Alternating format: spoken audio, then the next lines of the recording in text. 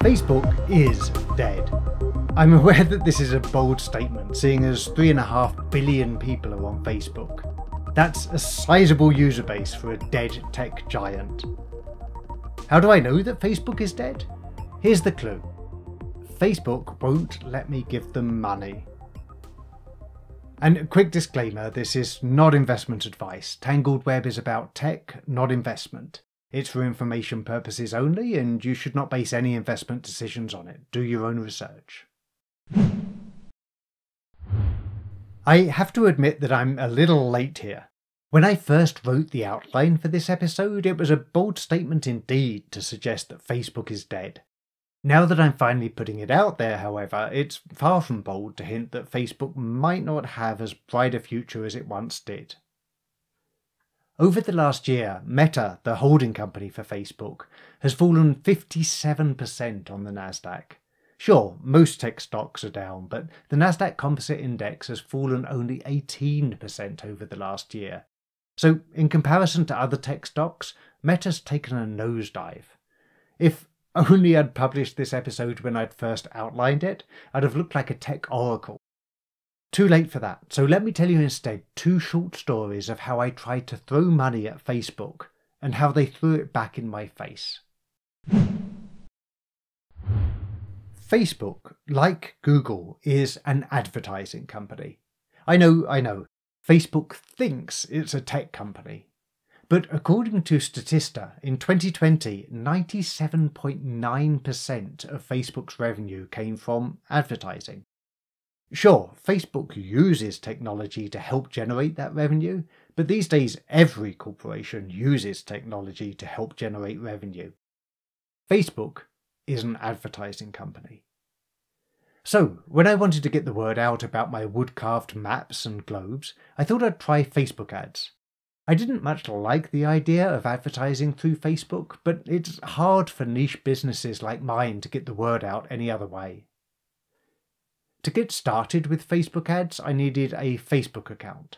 So I clicked the Create a New Account button at facebook.com, entered my email address and was up and running in no time, right?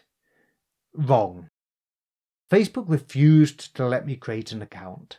They didn't believe I was human. They didn't believe I was me. Failing to create a Facebook account was a process that took many weeks and involved ever more intrusive demands. I caved in to all these demands, giving Facebook access to the most confidential information about myself and my business. Every time I gave them more, I was told in a manner that left no doubt that they thought I was a deplorable person, or worse, a non-person, that they would get back to me. Days or weeks later, they would indeed get back to me with further demands. At no point was there any option to talk to a human. Whatever it was that convinced Facebook software that I should not be allowed to create an account would no doubt have been cleared up in a moment if I'd been allowed to talk to a human. Unfortunately, whatever it was that convinced the software that I should not be allowed to create an account also convinced the software that I should not be allowed to talk to a human. Facebook's final demand was that I upload my passport. Dutifully, I did so, despite nagging doubts as to the wisdom of transmitting an image of my passport to Facebook's servers. Again, I was told that they would get back to me. I never heard from them again.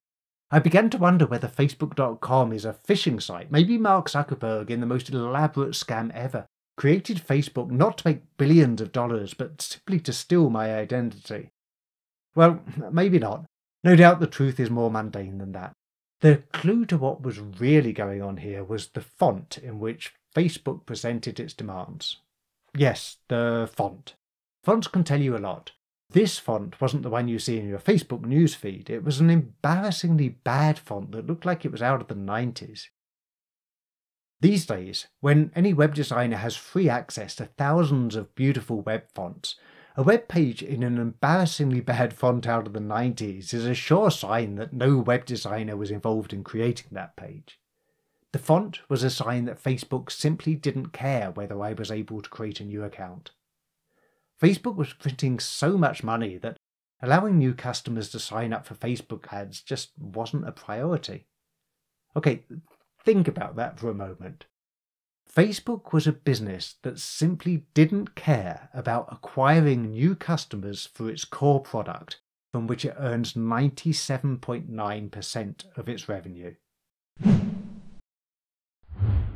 I know what you're thinking. That's the old Facebook.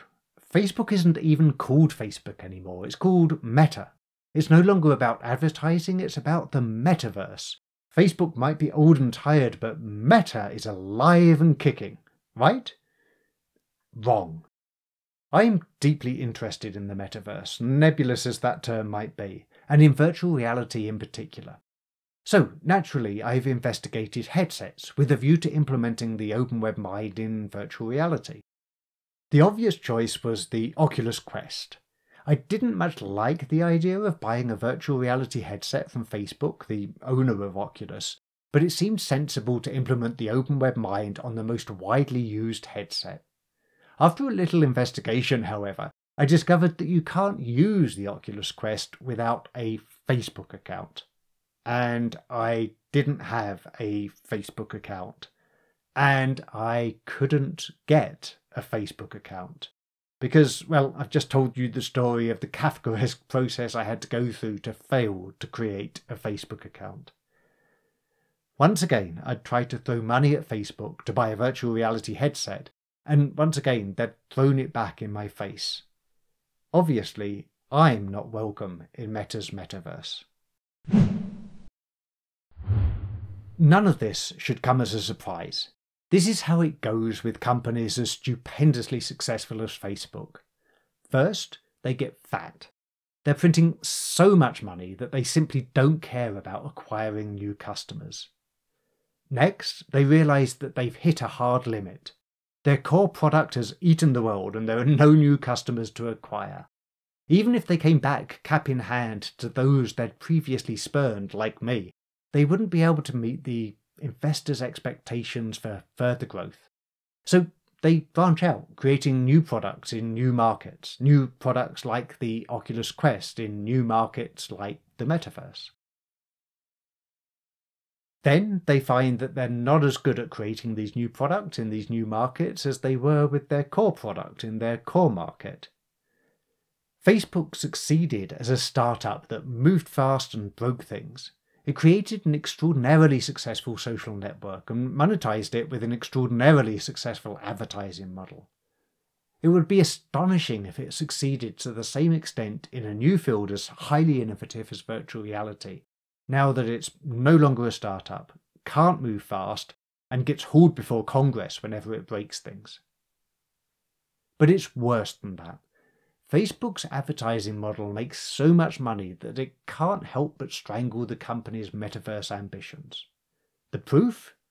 Well, you can't use the Oculus Quest without a Facebook account, which means that Meta cares more about Facebook accounts than about the Oculus Quest, which means that it cares more about advertising than the metaverse.